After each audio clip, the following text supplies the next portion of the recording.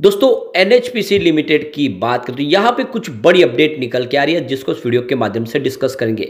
Solar sector के लिए भी कुछ बड़ी गुड न्यूज है। यहाँ पे आप देख ही सकते हो कि एनएचपीसी लिमिटेड ये बहुत ही पुरानी इंडिया की सरकारी कंपनी है और जो सोलर प्रोजेक्ट करती है और साथ में हाइड्रो इलेक्ट्रिक पावर प्रोजेक्ट भी करती है। अब आप समझ ही सकते हो कि जिस तरह से गवर्नमेंट ने एक के बाद एक अनाउंसमेंट किया ग्रीन एनर्जी सेक्टर को लेकर, वो ऐसे में इस कंपनी का रोल बढ़ता हुआ दिखाई देगा। सबसे जो बड़ी बात है कि आने वाले समय इंडिया ग्रीन हाइड्रोजन बनाएगा और उसको एक्सपोर्ट करेगा, यानी ग्रीन हाइड्रोजन का हब बनने जा रहा है इंडिया।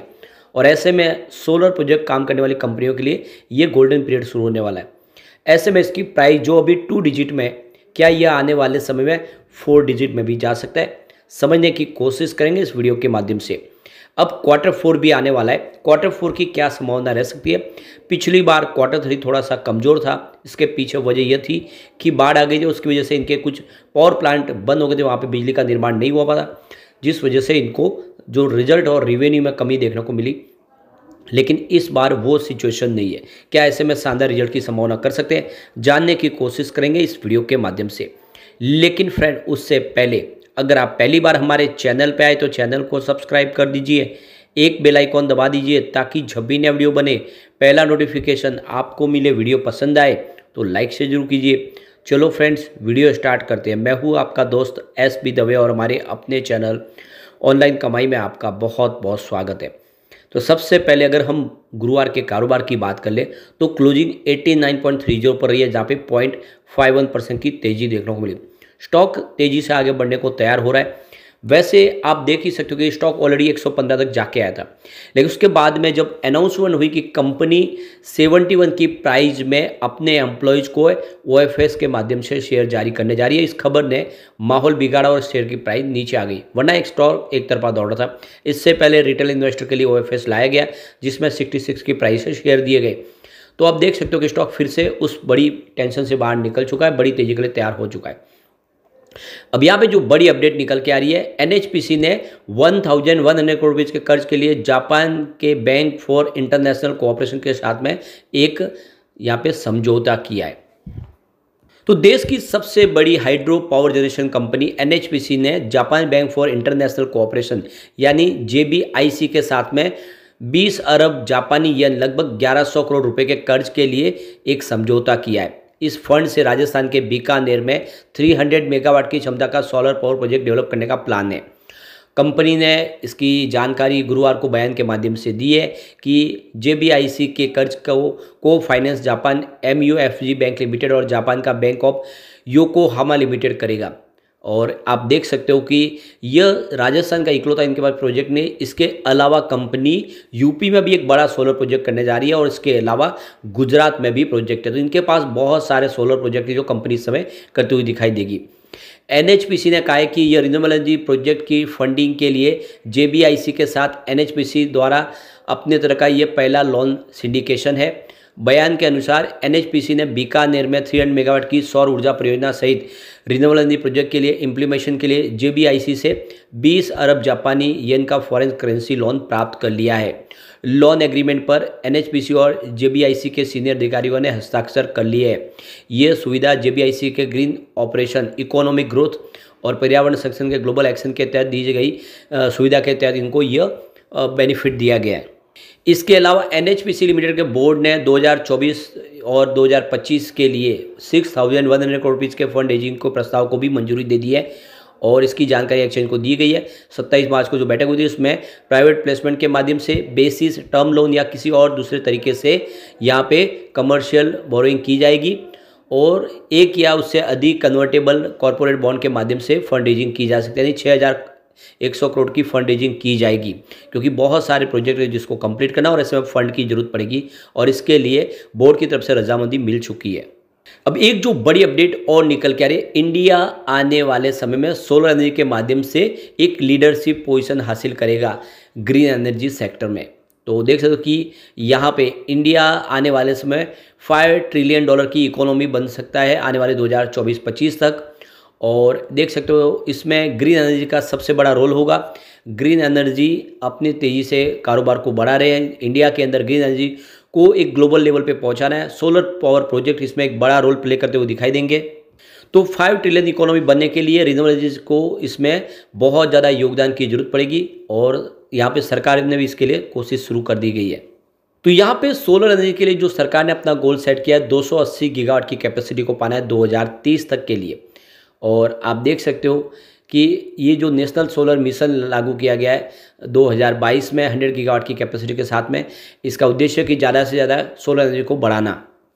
सरकार ने इसके लिए बहुत सारी स्कीम लॉन्च भी की है, जिसमें आप देख सकते हो कि डेवलपमेंट ऑफ सोलर पार्क्स, इसके अलावा ultra mega solar power project, इस तरह से प्रधानमंत्री सूर्योदय योजना और ये बहुत सारी नई हर घर सोलर ऊर्जा मुफ्त बिजली योजना शुरू की गई है। तो इस तरह से बहुत सारी स्कीमें सोलर प्रोजेक्ट के लिए लागू की गई है सरकार की तरफ से। इसके अलावा new photovoltaic manufacturing facilities establish की जा रही है। स्टोरेज के लिए सरकार बहुत सारी कोशिश कर रही है। यहाँ पे सरकार ने एफडीआई के माध्यम से पूरी खुली छूट दे दी है, फॉरेन डायरेक्ट इन्वेस्टमेंट आ सकता है। सोलर और ग्रीन एनर्जी सेक्टर के लिए सरकार ने पूरी तरह से अपने द्वार खोल दिए। इस समय सरकार फोकस करिए कि छोटी छोटी सोसाइटियाँ हों वहाँ पर भी सोलर रूफटॉप लगाया जाए, ज़्यादा से ज़्यादा बिजली का निर्माण सोलर रूफटॉप के माध्यम से हो, यानी क्लीन एनर्जी को आगे बढ़ाया जाए और जो परंपरागत ऊर्जा है, जो कोयले से निर्माण होने वाली बिजली है, उसको कम किया जाए। तो एक तरह से ये बहुत बड़ी गुड न्यूज है और आने वाले समय इसका बेनिफिट देखने को मिलेगा एनएचपीसी को। एनएचपीसी सोलर प्रोजेक्ट बहुत तेजी से आगे बढ़ा रही है। कंपनी ने पिछले दिन अनाउंस किया कि वो विंड एनर्जी पे फोकस अब ज़्यादा नहीं करेगी, उनका पूरा फोकस अब सोलर प्रोजेक्ट पे ही होगा। ज़्यादा से ज़्यादा सोलर प्रोजेक्ट कंपनी करती हुई दिखाई देगी। अब यहाँ पे जो सबसे बड़ी बात है कि Q4 आने वाला है और कंपनी ने इसकी तैयारी कर ली है। अब यहाँ पे अगर हम पिछले क्वार्टर की बात करें तो कमज़ोर रहा था दिसंबर 2022 में, जहाँ पे इनका रेवेन्यू 2691 करोड़ के आसपास था, वो दिसंबर 2023 में गिर के 2550 करोड़ तक पहुंच गया था। वैसे सितंबर में 3114 करोड़ के आसपास था। तो यहाँ पे बिल्कुल आपको रेवेन्यू कम होता हुआ दिखाई देगा, चाहे क्वार्टर ऑन क्वार्टर बेसिस पे देख ले या ईयर ऑन बेसिस पे देख ले। और इसके पीछे रीज़न भी है कि इनके 2-3 जो पावर प्लांट थे तीस्ता रिवर के ऊपर, वहाँ पे बिजली का निर्माण नहीं हो पा रहा था, बाढ़ की वजह से वो डैमेज हो गए थे। अब यहाँ पे इस वजह से प्रॉफिट भी गिरा। दिसंबर 2022 में जहाँ पे 776 करोड़ था, वो सितंबर तक बढ़ते हुए 1693 करोड़ तक पहुँच गया था। ज़बरदस्त प्रॉफिट में वृद्धि हुई, यानी पिछले 4 क्वार्टर से लगातार प्रॉफिट बढ़ रहा था, उसमें गिरावट हुई दिसंबर 2023 में। तो प्रॉफिट गिर के 628 करोड़ के आसपास आ गया। लेकिन इस बार वो सिनेरियो नहीं है और ऐसे में इस बार प्रॉफिट ज़बरदस्त बढ़ सकता है। और अगर प्रॉफिट बढ़ेगा तो डेफिनेटली इसकी प्राइस भी बढ़ेगी। नेटवर्थ भी इसका ज़बरदस्त बढ़ा है। 2019 में जहाँ पे 33,666 करोड़ के आसपास था, वो 2023 में 41,714 करोड़ तक पहुँच गया। और पिछले कुछ सालों में देखें तो रेवेन्यू अच्छा खासा बढ़ा है। 2019 में 9,847 करोड़ के आसपास था, वो 2023 में 11,285 करोड़ तक पहुँच गया। इसके अलावा इसका प्रॉफिट भी कुछ सालों में ज़बरदस्त बढ़ा है। 2019 में 1992 करोड़ के आसपास था, वो 2023 में 4275 करोड़ तक पहुंच गया। यानी प्रॉफिट 4-5 साल में डबल से ज़्यादा हो चुका है और काफ़ी उत्साहवर्धक आंकड़े हैं। ऐसे में ये निवेश का सही मौका बन रहा है। वैसे अगर हम इसको पेयर कंपनी से तुलना करें, उसका प्रदर्शन भी ज़बरदस्त रहा है। एनएचपीसी ने पिछले 10 सालों में 17% का पॉजिटिव रिटर्न दिया है। इस दौरान सेंसेक्स में 12% की तेजी बनी है, पावर इंडेक्स में 14% की तेजी बनी है। तो विनर एनएचपीसी है। 5 ईयर के हिसाब से भी देखें तो 29% का जबरदस्त रिटर्न दिया। इस दौरान सेंसेक्स में 14% की तेजी बनी है, पावर इंडेक्स में 27% की तेजी है। तो विनर एनएचपीसी है। 3 ईयर के हिसाब से 56% का शानदार रिटर्न दिया है। इस दौरान सेंसेक्स में 14% की तेजी बनी है, पावर इंडेक्स में 39% की तेजी है। तो यहाँ पर भी विनर एनएचपीसी है।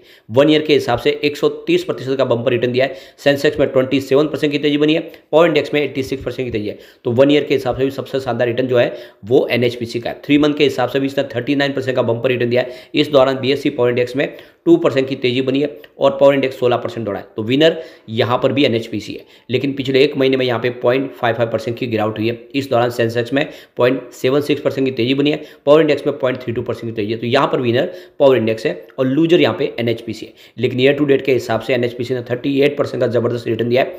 इस दौरान बीएसई सेंसेक्स में मात्र 1% की तेजी बनी है, पावर इंडेक्स में 15% की तेजी है। कुल मिलाकर इसका रिटर्न बहुत अच्छा है। ऐसे में लॉन्ग टर्म इन्वेस्टर निवेश करना चाहिए, आने वाले समय आपको मालामाल कर देगा। लेकिन फ्रेंड, कोई भी इन्वेस्टमेंट करने से पहले अपने फाइनेंशियल एडवाइजर्स बड़े ले ले या अपना खुद का रिसर्च करें, क्योंकि मैंने वीडियो आपके एजुकेशनल पर्पज के लिए ही बनाया। वीडियो पसंद आए तो लाइक से जरूर कीजिए और चैनल को सब्सक्राइब कर दीजिए। Thank you friend.